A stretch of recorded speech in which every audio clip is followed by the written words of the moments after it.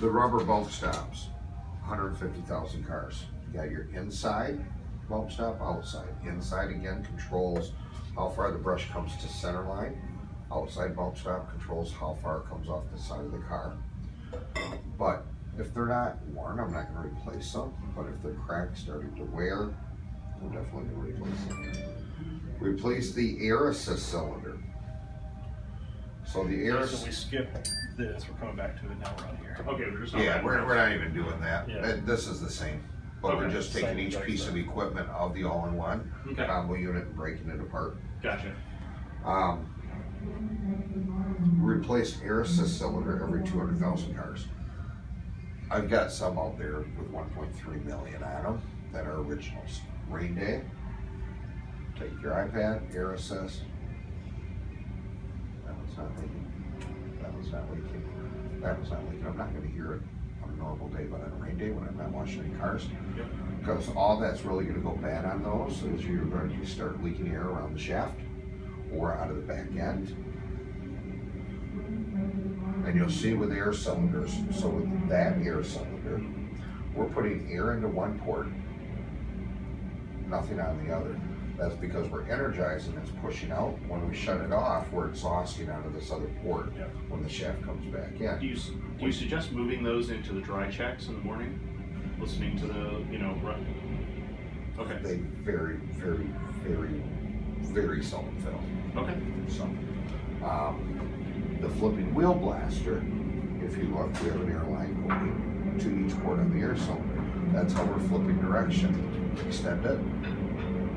Now we switch the air and have it come back.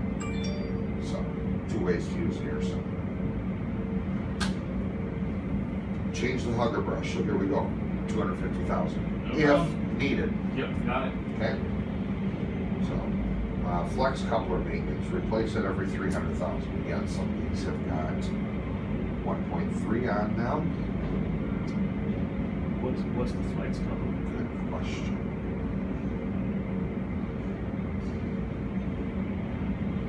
Pictures. I'm guessing that's that ginormous metal thing that most wraps have that allow it to bend around the vehicle. Generally made out of a series of cables covered in a big rubber seal.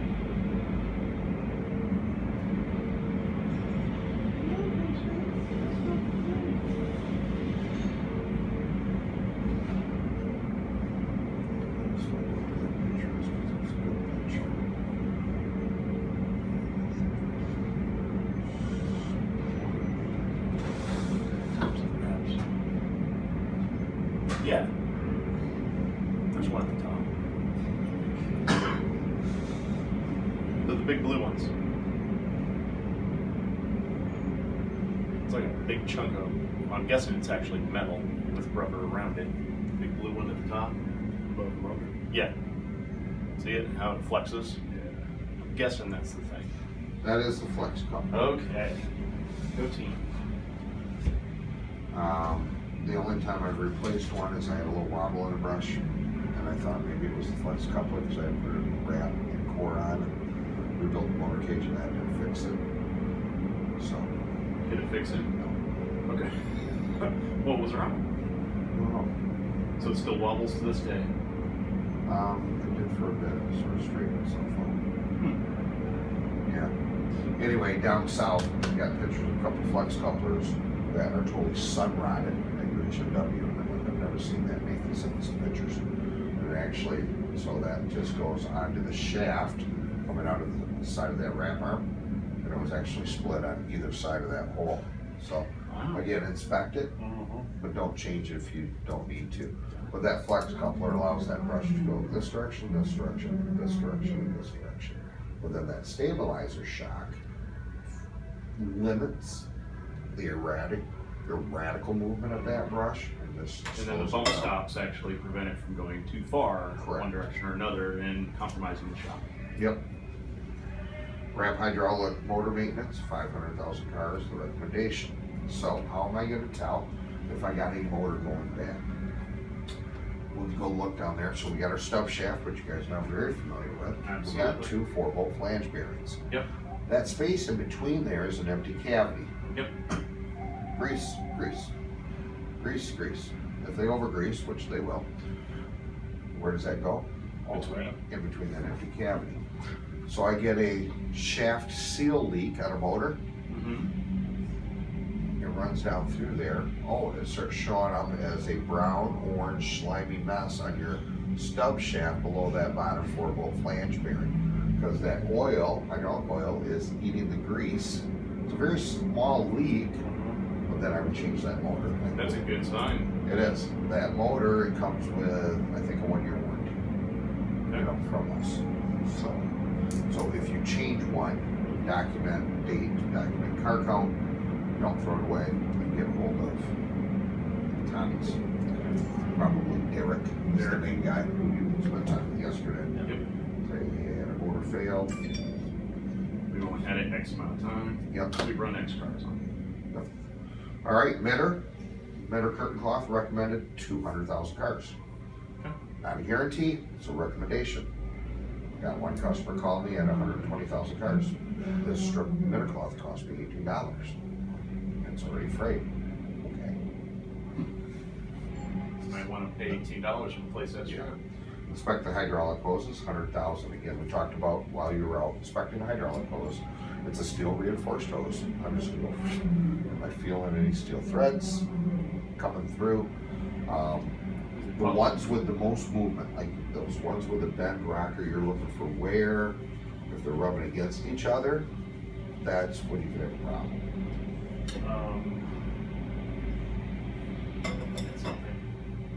Oh, for mirror curtains, do you, if you have one that frays and looks bad, do you guys replace individual ones, or do you wait until they'll, you know, do you guys just trim them up and, you know, try to make them I'll look trim better? it up for a little bit, Okay. but the beauty of the new Velcro is you can replace an individual strip. That's why I was wondering if that's your policy, that you guys will replace Yeah, one if it gets all ratty. We'll trim it. Okay. For a bit. Again, the managers are responsible for the bottom line. We try to let them have a lot of ownership if possible. There are certain things we say, no, we're gonna do this on maintenance, but then they'll call me up, you spent that money. Yes, I did. That's my call, sorry. You know, like replacing those brushes. No, If that absolutely. manager even, Not questioning. so. We're, All right. We're there with you. Replace the center sleeve inner bushing if worn. You remember talking about that on Monday? So we got the motor up top, then we got that cam. That cam is attached to the motor shaft with a beautiful taper lock.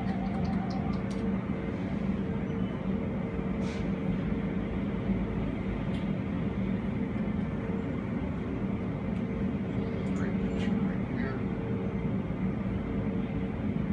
So there's our motor, here's our cam, here's our taper lock. That holds that on. Here is that center sleeve. Right there is that blue UHMW bushing. You need to replace it by loosening up that set screw, tap it out, tap a new one in, tighten the set screw.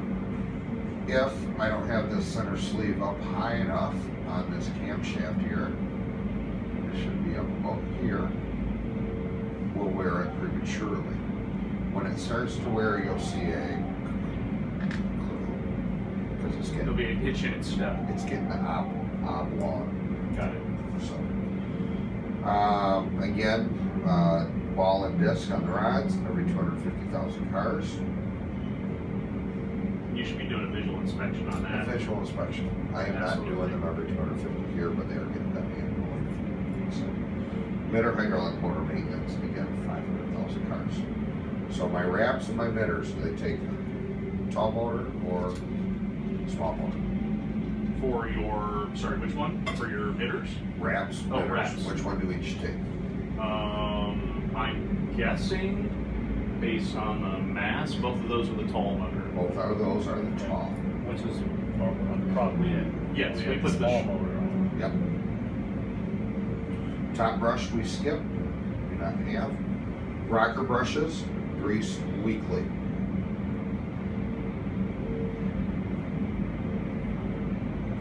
Inspect hydraulic hoses, 100,000 cars. Replace rocker brushes. Our recommendation is 100,000. Those things, that is the quickest weary brush in the tunnel. I've run them 200. I've run them where they're really short and they look ratty. So just call me. No worries. Rocker shock. That's a great big shock with a great big spring.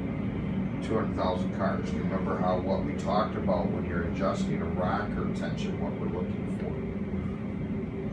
Talked about it on Monday. We want to make sure that rocker brush when the car comes isn't bouncing. That it's not bouncing off, taking back in, bouncing off, taking back in. We want it to come out. So with these bigger brushes, it's been a bit of a challenge. We're almost maxed on our speed control. We had to up the torque because it's heavier. And then where that rocker shock is attached to the leg, there's a square tube there that we can slide so we can increase tension, decrease tension. So you can play with that. And along with the bearings, we talked about the bearings are almost straight up with that new brush. Okay. Yeah, I noticed the ones in Muskegon didn't even have bearings. Correct. It was just pieces of metal on either side. We're like, It's a UHMW sleeve inside of there. That was that one in Thomas Express 28th Street where the first two installs of the new equipment line. That was part of the simplicity Tom was trying, is going bearingless there. They're still working. Not ideal, but they're still working. so is that so that innovation didn't, like you Didn't guys, take. it didn't take. Okay. Now, part of the problem was mounting it on the leg like that. Those U-bolts that hold, we ended up having to weld it, every one of them, keep it in place. So we didn't have enough control and adjustment with it. Got it. That was all. Okay, rocker brush hydraulic motor maintenance, 500,000 cars. I just told you how to look for a hydraulic leak on a motor, on a ramp. We talked Monday on how to notice one on a rocker. You remember what we talked about? Droplet on the white or on the metal bar. Okay. What was it on the belt? Is this the one where the motor's on the bottom? Correct.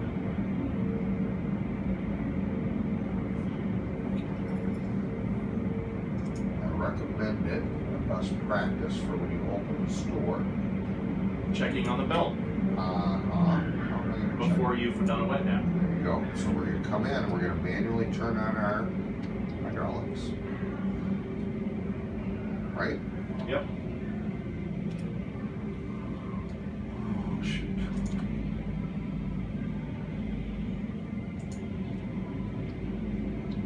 Let them run while we're getting the cash drawer out. We're not going to run the belt.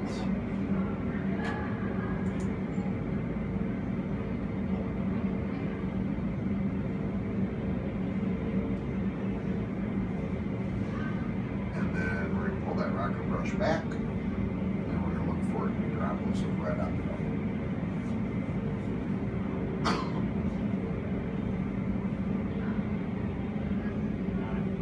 Here is, this is actually upside down. If we'd like to be done writing. So here is the shorter motor. This is the rocker arm here. This is where my shock is attached. Here's my motor gauge. I have a disc that is attached to the motor shaft with a taper lock. I've got 4 bolts. That's where my brush attaches. I have 4 pieces of ball thread. So by playing with those 4 pieces of ball thread, I can get that brush to lean like this, or to lean like this, or this, or this, or this, by lengthening it short. Rick and I like to have that rocker brush at a 5-degree angle away from the car. Why? Our rockers usually fall away. By 5 degrees, that's going to help with my cleaning. I don't want to be straight up. I want just a little tip. We also have the black cap on top. See how useful this thing is? Mhm. Carry it with me all the time. We want to make sure that that looks less intrusive to the customer. So it's tilted away. So we will use a, Randy usually gets upset. Pretty darn close to perfect every single time. But I have had this recently, guys, and I don't know what they changed. But going out to training, hey, I found these in the pit. Do you know where they go? Uh-huh. And I said, all thread and done. And I don't Is know. it because those need to be doubled? We've never doubled them before. So Should we? It doesn't hurt anything. it doesn't hurt anything once you get it placed, but I'm just saying, then you don't have to worry about them working their you blood. know, they've got lock washers on them. So, Something happened. but never noticed it before, so something changed. Weird. All right, triple coat arch, rainbow coat. Basically same thing. Clean out all our foam generators as needed. That's probably an item. It's going to be it's the same product that we're using for our combo loops. So the Tommy Bright. So it's not going to be as frequent as the pre-soak or as the hot wax. So you were suggesting pre-soak and hot wax, essentially do those weekly. Monthly. Oh, monthly? Okay. Yeah. I guess it really depends on how many cars you're running. So I showed this to Mike earlier. This foam generator. 1/2-inch inlet here is our soap and water. 1/4 inch is our air. We put a check valve on the air side Nice. so that soap water does not get to our air supply. You can now, for $19.99, order just the insert. So it makes it, boom, new insert in. We got our pre-soak foam generators. I'm going to soak them in a Tommy Bright solution, that pH, or pH to clean them up. So, scrub them with a brush, hot water. And then again, flush out that manifold as needed. So that is a rain bar manifold. We got a foam generator in on each end. We remove those. We have a whole high pressure gun, blast through the rain bar. Okay. You may have to do that on your pre-rinse for it because we're running drying agent through the pre-rinse for the hot wax. That may get some buildup. So again, just know when you wash. Oh, I got plugged holes here. You may be able to go close range from the bottom side. I mean, those holes are so small. Or you may need to clean it out.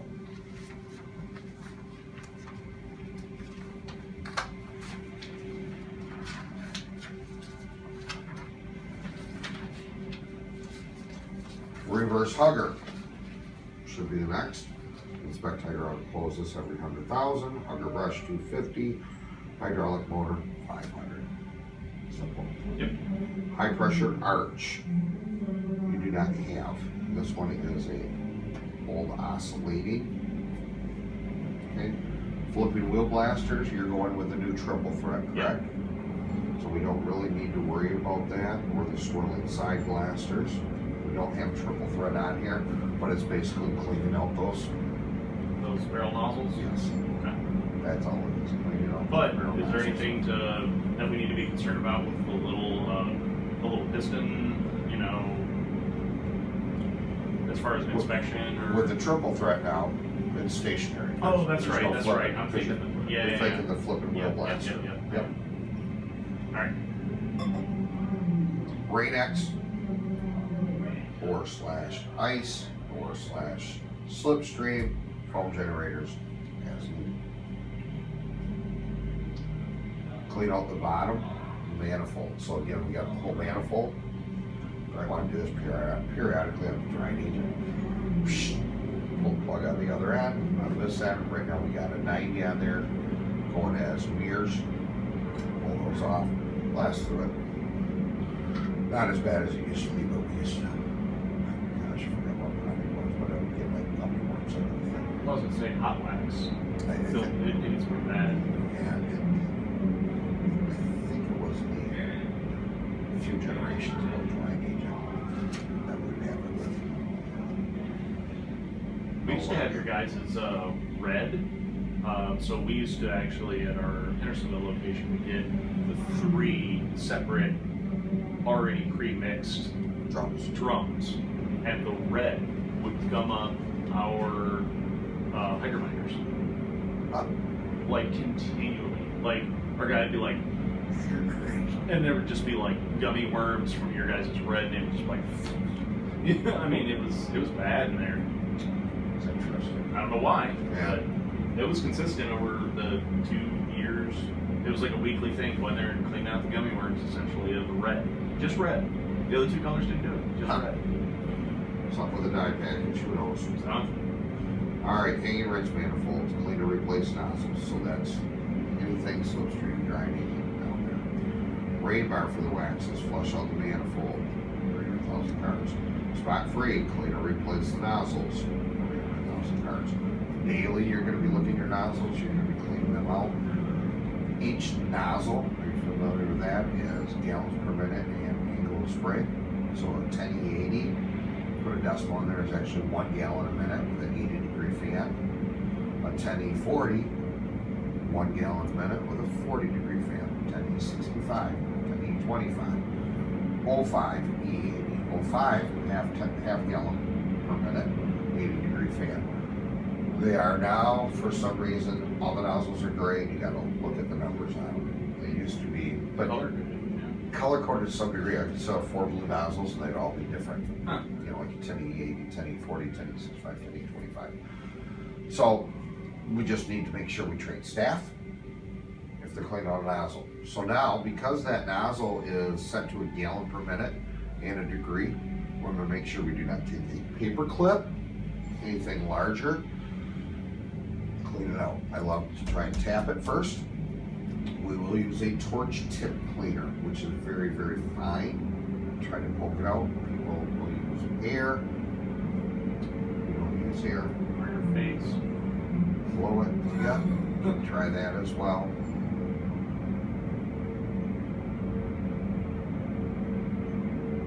Okay. Blowers. Inspect the impellers for damage and dirt buildup. Again, rain day. Get up on a ladder and you look in there with a flashlight and you're looking for any hairline cracks. However, if I'm developing a hairline crack, I'm going to hear it.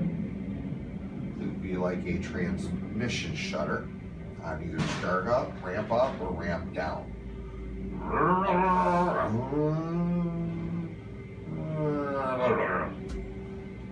So, when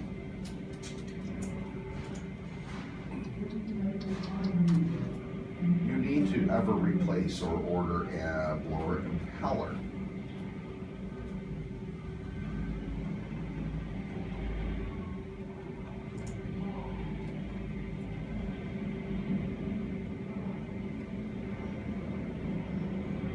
Did you guys take that picture in 1987? A flip phone?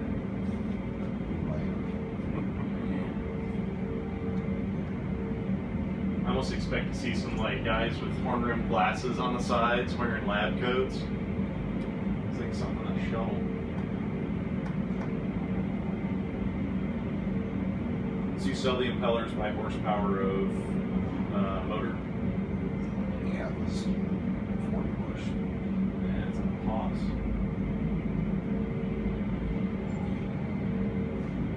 So here's the part number, P-B2008 clockwise.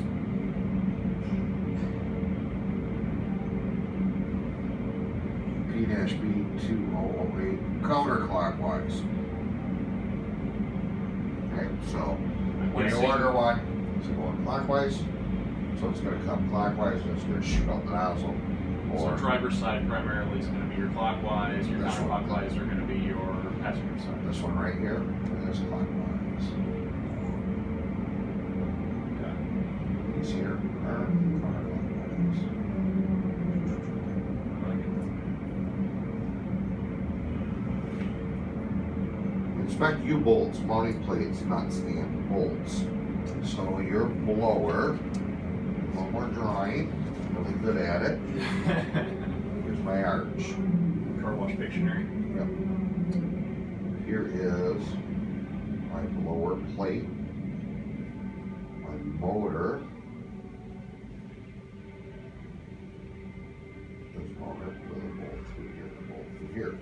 The plate is attached to the arch with the U-bolt. My very first blower install, the mistake that I made, is I over-tightened these U-bolts. They didn't want them to fall.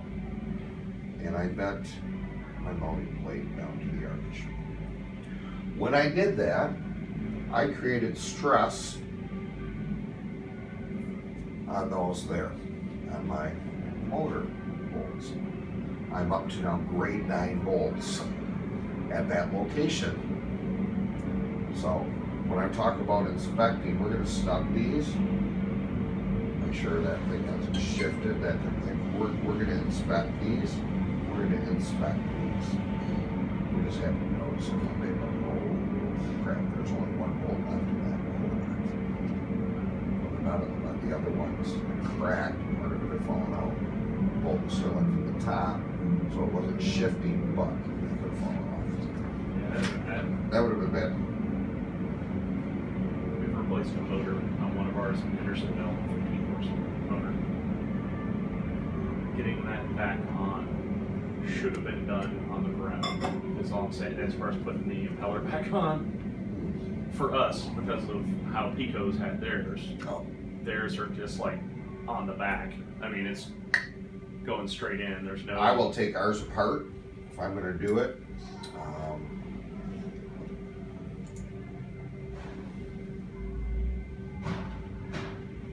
Take off my intake. Yep. I'm going to take off my impeller. Taper lock again. On a taper lock. Have you worked with taper locks before? Go through it again, please, Mike. Yeah. Just for the camera.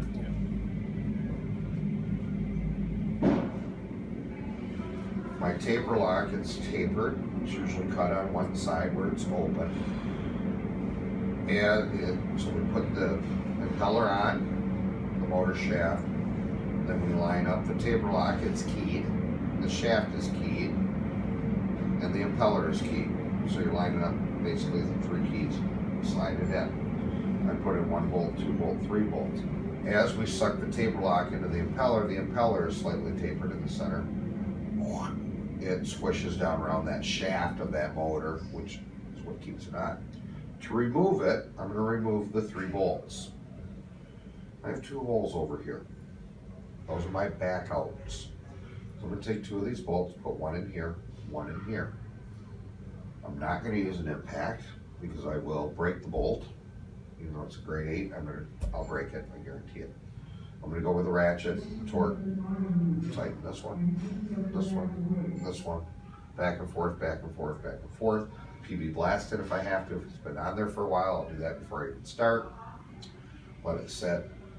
And sometimes you get it off that way. Sometimes you can't, but you may be able to create enough gap to get a wheel puller on it. So a wheel puller has 3 prongs.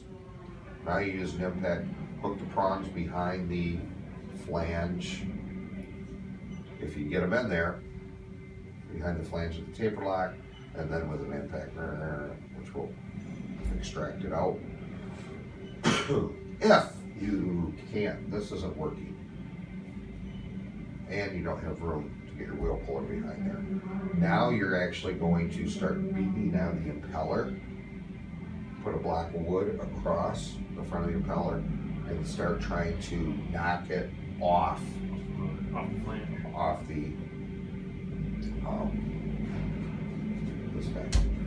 So sometimes it can be frustrating, but then after I get the impeller off, now I'll take the housing off. Now I'll take the motor loose, unwire it, That is bring a it down. heavy ass motor. We will use a HVAC lift with a small chain. Bring an engine hoist in. Do it. We have a hoist Perfect. up at Hendersonville, a manual one. It's They just switched to a Baldor motor. Is it gold on your new blower's head? I don't know. They're still wrapped. They're still sitting wrapped. on the thing.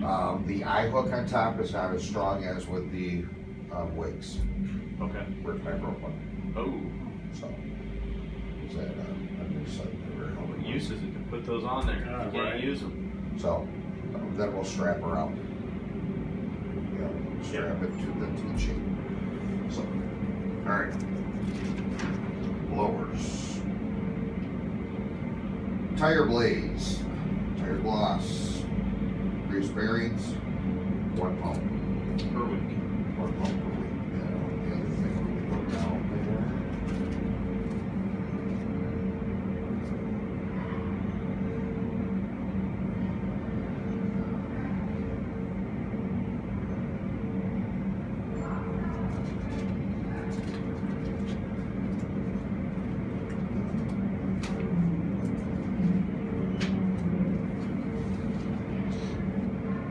Inspect the brush.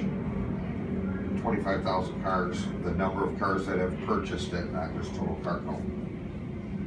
So, if you are, the way the norm is across the country, 50% of the people are gonna be buying the Works top wash package, basically, typically. Inspect the motor coupling every 50,000.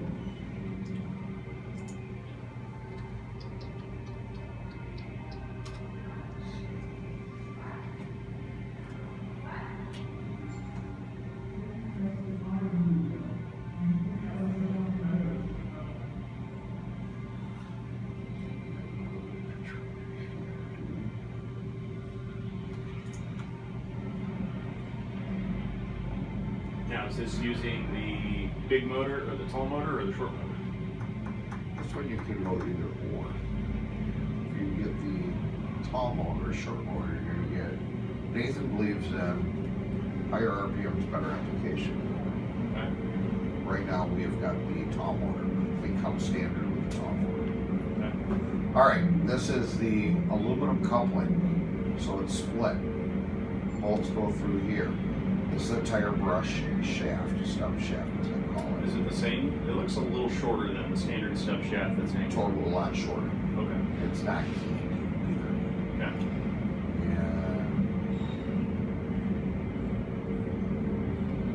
And anyway, so we will, on the end of the tire brush is a flange with 4 bolts that will get bolted onto the tire brush.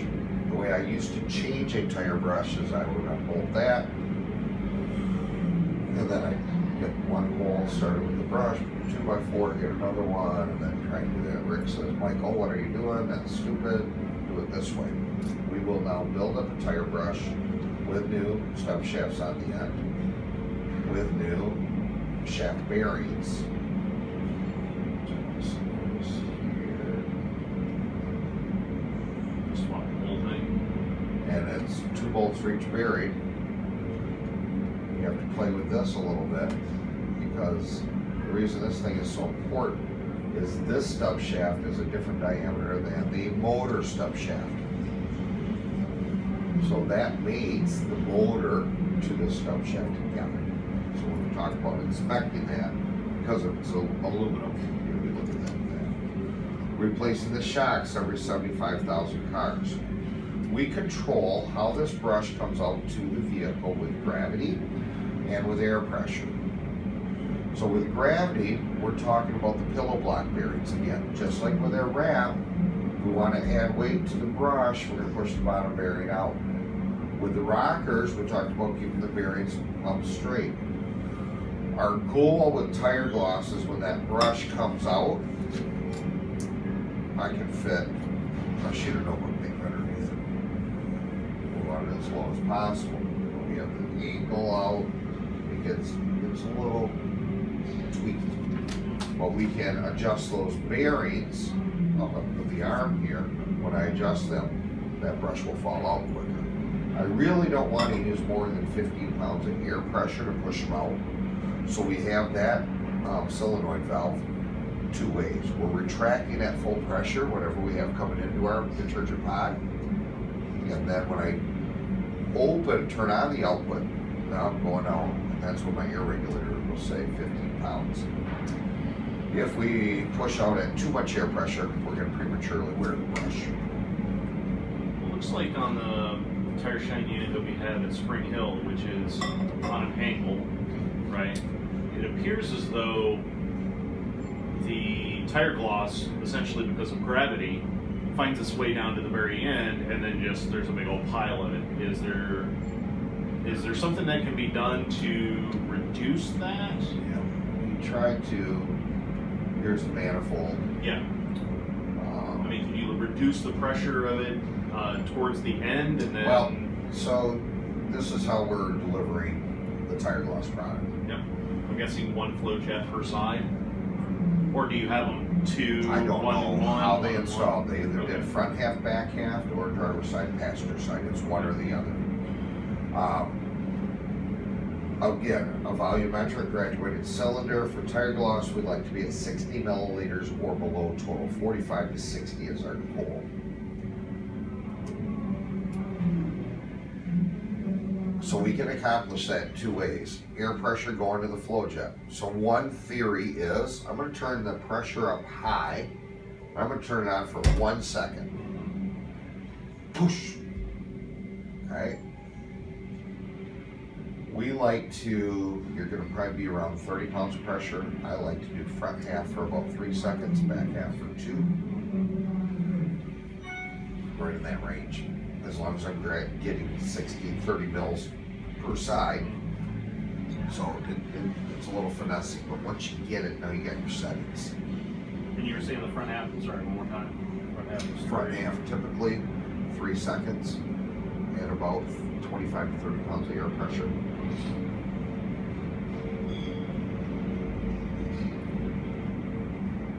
And you do not want that as a tire function. You don't want it going on for every tire. You want it at front bumper. It comes on for 3 seconds. And then if the back half, you're going to program that flow jet, and that front bumper is a third of the way through the tire gloss brush. It's coming off in a second. So here's the bearings we were talking about adjusting. Right here.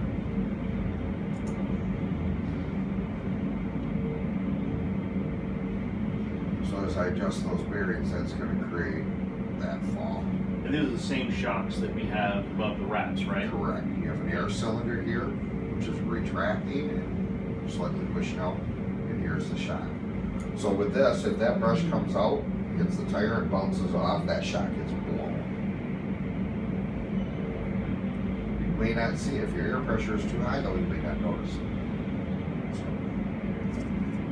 All right, inspect the hydraulic hoses 100,000, replace the air cylinder 200.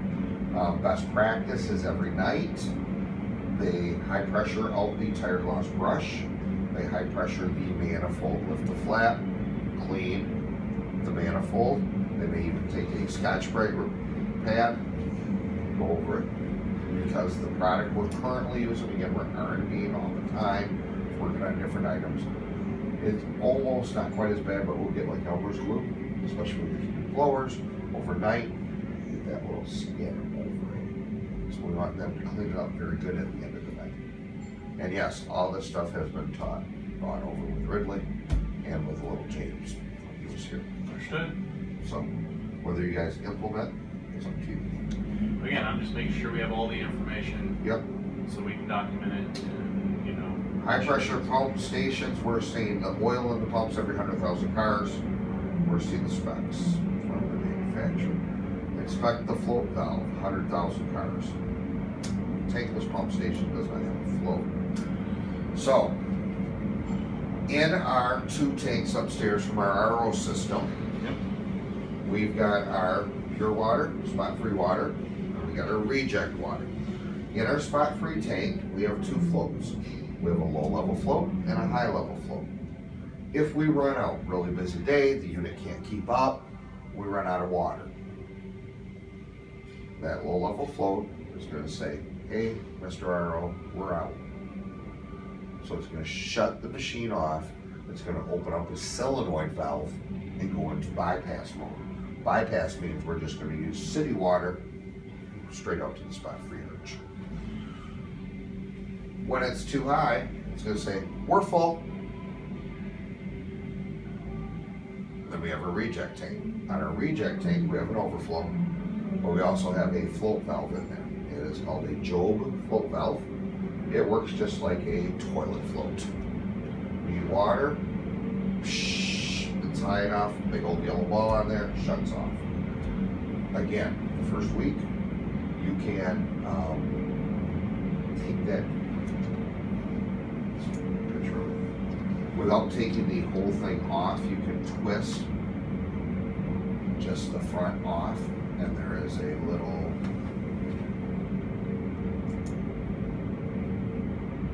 screen in there. So this will be threaded in, okay? And right here it will disconnect. It'll be about a quarter turn, and then that will pop off.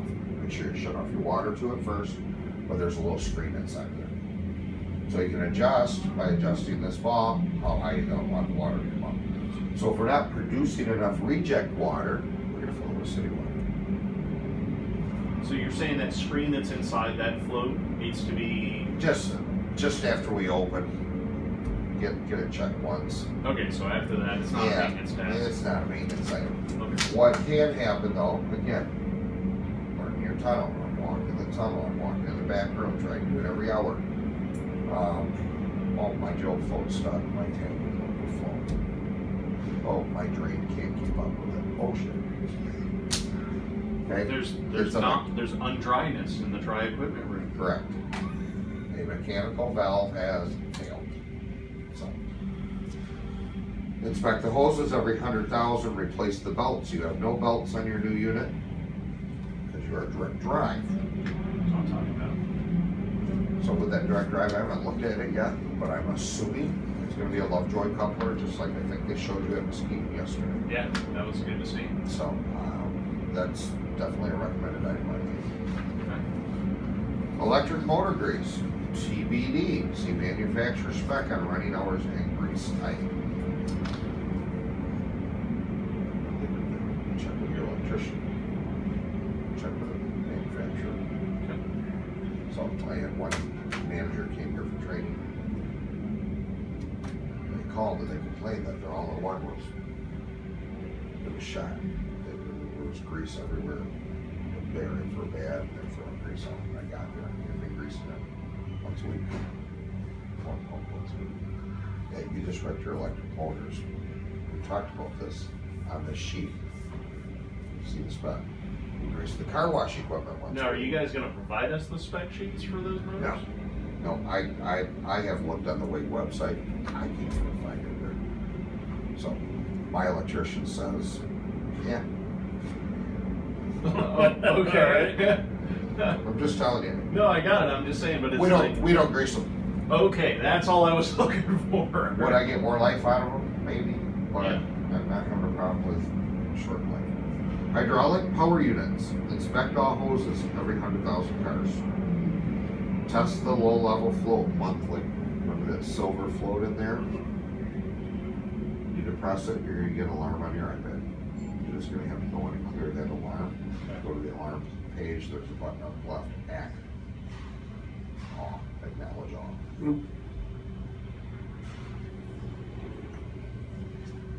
Inspect your suction filter, replace hydraulic oil. At 200,000 cars or annually, you're gonna change that hydraulic oil out.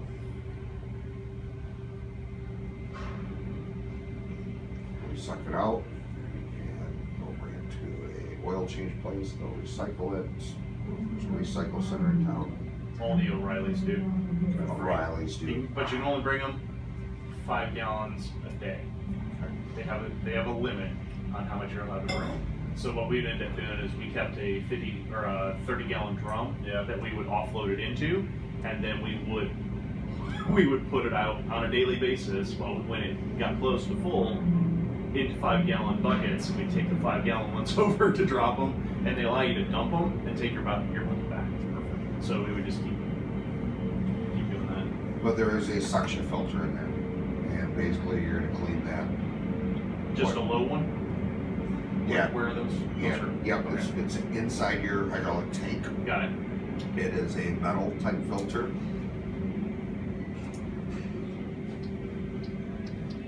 Yeah, I really like these hydraulic power stations compared to the ones from Pico. Pico's, the hydraulic fluids, it's in a freaking sealed tank. Like getting it out of there is, you have to pull the motor and then unbolt the tank, top of the tank, and detach the filter and the float to be able to get to clean it. It's not good. So you buy a new one for $56 And you said that's inside the tank? inside the tank. You know approximately where in the tank? Just out of curiosity. So you have an inlet Okay. hose going to your gear pump underneath. Yeah. It's right on that inlet. Okay. So it's Excellent. screwed right onto a fitting. It's very easy. So whenever, how often are you?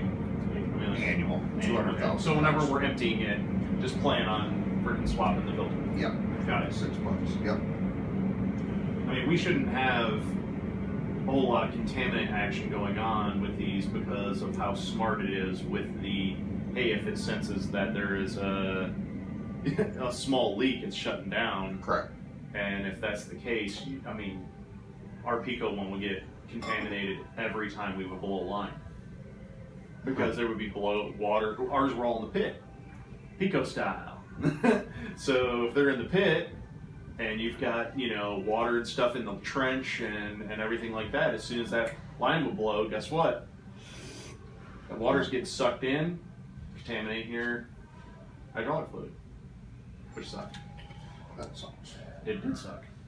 I'm sure they've made a newer innovation in that, but I didn't like it. High pressure all-in-one pump station.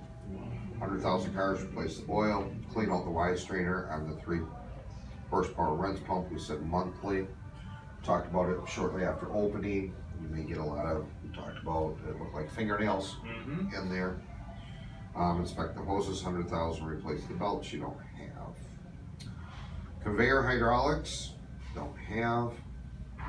Air compressor, drain moisture from the system daily. Have the auto drain. Again, know your wash. I haven't heard that thing auto drain in a while. I told you our story where the whole site was down. Yeah. So And that, I'll show you. I always that. made that I was gonna say part that of the closure sensor- checklist. Go in there and do it just to be sure. but if you're listening, you Well, know, I'm it's not sure. happening What every- air compressor are you getting? Have you seen it? The far left? Yep. Okay.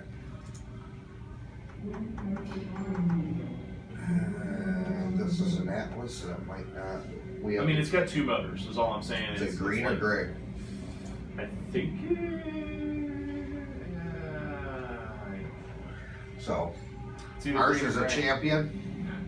Okay. I don't know on the Atlas. I don't have an Atlas. I have an Atlas screw compressor working at Southtown, which is this one here. Yeah. But I don't remember the color. so you'll have to, I guess, dig into that one on your own. Apologize. No worries. But I'm guessing you guys have the green ones. Yes. So can you tell us on those?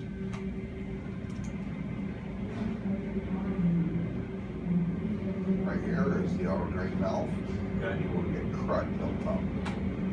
Just a little bit of rusty debris, and that keeps it from auto drain. What's the thing that kicked over that Low level sensor. the low level We're sensor? gonna change the oil.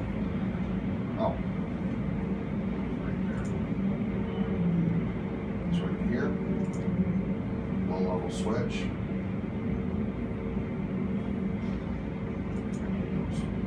Come on. Anyways, there's another one there back over there.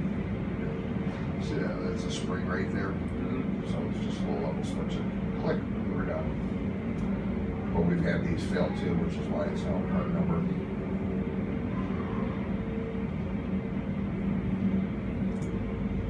So it looks like you guys carry lots of the champion parts. So maybe we did end up with the green one. We're going away from the champion. Oh, okay. So you're We're going, going to this the Atlas. Yeah. Gotcha. Yep. I'm guessing. We had Atlas actually come and do an air study here and full information. So, Nice. all right. Replace the air compressor oil, 100,000 cars. Replace the air filter, 100,000 cars.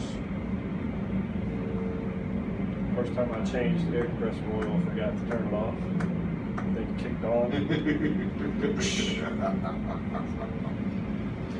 Yeah, remember lockout, tagout. Anytime you're working on any electric motor, your lockout, tagout system, your blowers, disconnect off, lock it, tag it, off on the iPad. We cannot be too cautious when before 180 volts. So, we're gonna stop there. I think it'd be fun, or a nice innovation to have, is on the iPad, if you powered something off and you selected a tag out option, you could put, it would force you to put in the tag number, and you couldn't, somebody else couldn't unlock it without putting the tag number back in. That'd be cool. You know what I'm saying? Because then, guess what? Because it's so easy for someone to go, oh, look, they're standing there like, why is this down? Right. Just a toggle, it's back on. Yep. And again, when you're working on the equipment, emergency stop, Mike, the one thing you're gonna have a hard time getting used to at first is, I'm gonna quick jump on the ladder between cars here. I'm gonna quick adjust that pedal block there. Yeah. Okay. I can't do it. Why? Oh, it's I've been up on the ladder before, and all of a sudden, whatever the message is, wash his boat to begin, please stand clear. Okay, quick finish. Oh crap, I'm hanging on the equipment, there goes the ladder. Let myself down gently.